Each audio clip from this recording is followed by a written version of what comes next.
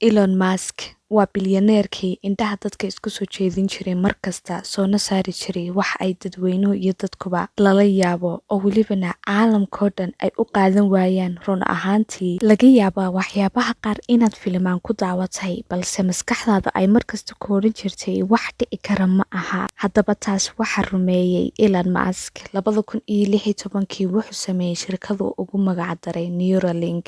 Ninkan oo hore u lahaa shirkadaha gawaadhida soo saarta oo ah Tesla, kuwaas oo ah gawaadhi iyagu keligood iska haynaya, indhaha dadkana soo jiitay kana yaabiyey caalamka oo dhan. Sida oo kale waa ninka iska leh amba mulkiilaha shirkadda SpaceX. Elon Musk haddana mar kale ayuu bulshada iyo indhihii caalamkaba ka yaabiyey isagoo soo saaray gantaal marka uu dayax gacmeedka qaado meeshii loogu talagalayna gaadhsiiya, run ahaantii dib isku soo celiya oo goobtii uu ka kacay dib ugu soo noqda. Gantaal saasoo kalaana weli lama samaynin oo qof isku dayeyna ma jirin aan ka ahayn Elon Musk. Elon Musk waa khabiir, injineer, hal abuur iyo welibana hindiise soo saara waxyaabo badan oo lala yaabo. Shirkadan cusub ee uu ugu magac daray Neuralink waa shirkad qofka bini'aadamka maskaxdiisa lagu dhex beerayo amba la dhex gelinayo bahal yar oo run ahaantii 10 jeer waayiradeedu ka yaryihiin tinta bini'aadamka. This is sort of what it looks like.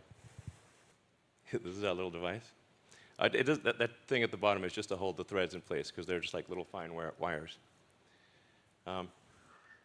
Qofka la geliyo maskaxdiisa amase la dhex geliyo wuxuu u shaqayn doonaa sidii robotka oo kale oo welibana ka casriyeysan. Haddii uu maskaxdiisa ku qabto inuu telefoon qaraaco amba uu qof waco, run ahaantii wuu niyeysanayaa keliya isagoo qofkii automatic telefoonkiisa ku qaraacayo. Sidoo kale hadduu isku dayo inuu TV-ga shito amase channelada qaar uu geysto, keliya waxaa looga baahan yahay inuu ku fikiro oo markuu ku fikiro kadib automatic ayuu TV-gii isku baktiinaya amba isku shidaya. Elon Musk wuxuu yidhi qofka maskaxdiisa marka waxaan aan dhex gelino ma noqon doono qof daali doona hadda kadib. Sidoo kale qofkii oryaanka ahaa wuu caafimaadaya, waa siduu hadalka u yidhi. Isagoon gacmihiisa dhaqdhaqaajin waxnana qabanin wuxuu awood u leeyahay inuu wax kasta maskaxdiisa keliyaata uu kaga fikiro uu samayn karo. Wax kastoo maskaxdiisa kusoo dhaca oo marka uu ku fikirana uu si automatic ah uu u qabanayo isagoo wax dhaqdhaqaaqa samaynaynin qofku gacan amase lugana aan dhaqaajinaynin. Markii uu soo bandhigayay Neuralink waxa uu tijaabo uu soo qaatay doofaaro yaryar isagoo tusaya dadweynaha amase shacabka, taas oo uu leeyahay qofku haba yaraatay noloshiisii hore ambase siduu u fikiri jiray waxba iskama bedelayaan.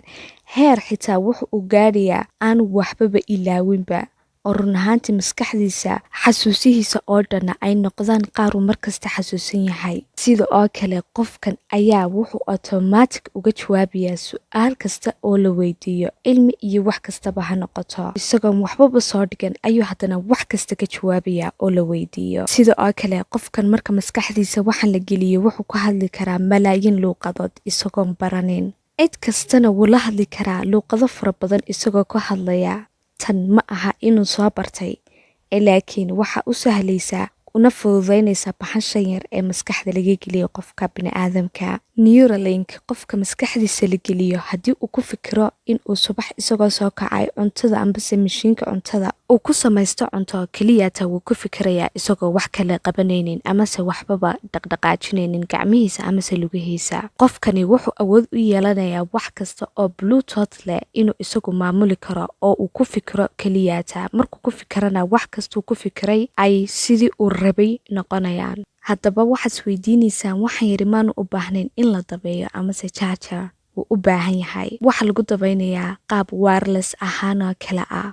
Qofkani uma baahnay moobilkiisa inuu soo qaado, inuu dhegta saaro iyo inuu wadwado toona, keliya wuu ku fikirayaa wax kasta. Dhegta dabadeeda ayuu gashanayaa bahalka yar ee aad aragtaan, kaasoo u sahlaya qofku la hadlaya amase qofkii uu qaraacay inay iska maqlaan. Qof kasta oo uu doonayo inuu qaraaco amase hadduu rabo inuu moobilkiisa wax ka geysto amase YouTube uu geysto, run ahaantii waxay noqonaysaa miduu ku fikiraya keliya, ma noqonaysa laakiin miduu gacantiisa ka geysanayo. Sidoo kale Elon Musk wuxuu sheegay in mashiinkan Neuralink aanu ugu talagalnay qofka inay maskaxdiisa amase madaxiisa marka la gelinayo aanu qof bini'aadama gelinaynin, laakiin mashiinka yar uu gelinayo. isaguna uu dhammaystirayo wax kasta oo qofkan madaxiisa looga baahnaa sidaasna uu ku gelinayo. sababta aanu saa u samaynay wuxuu yidhi sababtoo ah mashiinkan haddii aanaanu samayn lahayn oo dhakhaatiir qofka bini'aadamka ambase maskaxdiisa Neuralink ay gacantooda ku gelin lahaayeen, qalad ayaa bartaa ka iman karaa sababtoo ah waa dad bini'aadama amase waa qof bini'aadama oo qalad ayuu samayn karaa. qofka maskaxdiisuna ciyaar ma gasho sababtoo ah madaxu waa meesha keliyaatee laga nool yahay. sababta awgeed ayaan u samaynay mashiinkeer inuu noo fududeeyo qof kasta oo Neuralinka maskaxdiisa la gelinayo inuu isagu geliyo. adduunkan casriga berigii hore wuxuu ahaa mid lagu tartami jiray robot, laakiin iminka taas sheekadu way ka duwan tahay oo Elon Musk ayaaba soo saaray oo yidhi qofka bini'aadamka laftarkiisaba maanu robot ka dhigno.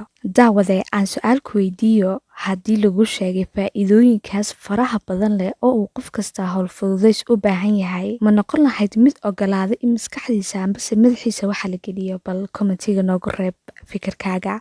adduunkan aynu ku noolnahay waa sidan u malaynaya ee wuxuu noqon doonaa mid ah 2 dabaqadood oo keliyaata, dabaqad ah dabaqada taajiriinta iyo dabaqad hoose, taasoo iyaduna ah kuwa la maamuli doono ee welibana robodyada laga dhigan doono. waa sidai aniga ila tahay. qofka maskaxdiisa marka la geliyo Neuralink siduu isaguba u maamulayo wax kasta ayaa isaga laftarkiisana loo maamuli doonaa. fikradihiisa, wuxuu jeclaan doono iyo wuxuu nici doonaba waxay noqonaysaa mid ku jirta gacan bini'aadam oo noloshiisiiba saas ay gacan bini'aadam ugu gashay. adduunkan aynu arkayno heer waxa la gaadhayaa run ahaantii dad badan maskaxdooda iyo caqligooda la maamulayo sida imikaba dhacday. Elon Musk waa hal abuur marba marka ka dambaysa waxyaabo lala yaabo soo saara. waa bilyaneerka adduunka ugu taajirsanaa. sida oo kale wuxuu leeyahay shirkado fara badan oo aananu soo koobi karaynin. insha allah waan ka hadli doonaa shirkadihiisa. Tesla iyo SpaceX sidoo kale waan kasoo hadli doonaa amase warbixin ayaan kasoo saari doonaa noloshiisa iyo marxaladihii uu soo maray. muuqaalkan ku xiga ood ku mahadsantay daawada waqtigaaga aadna siisay. haddii aad nala socotay ilaa iyo dhammaadka, ma jeclaysan lahayd inaan kasoo waramo amase muuqaalo kale kasoo sameeyo ninkan Elon Musk? jawaabtaada haddii tahay haa amase maya, kommentiga noogu reeb. waad mahadsantihiin asxaabteeda qaaliga ah ee ila socota markasta sugana muuqaal kastaan soo dhigayo. fadlan muuqaalkan ha ka ilaawin inaad sheer garayso amase sida oo kalena aad like saarto. haddii aad daawada tahay markii kuugu horeysay ee aad aragto channelkan, fadlan ha ilaawin inaad subscribe tiraahdo. dhanka facebookana aad nagu soo biirto haddii aad naga daawanaysid like aad tiraahdo pageka. thank you. soo dhawaada asxaabteeda qaaliga ee ku xiran youtube-kayga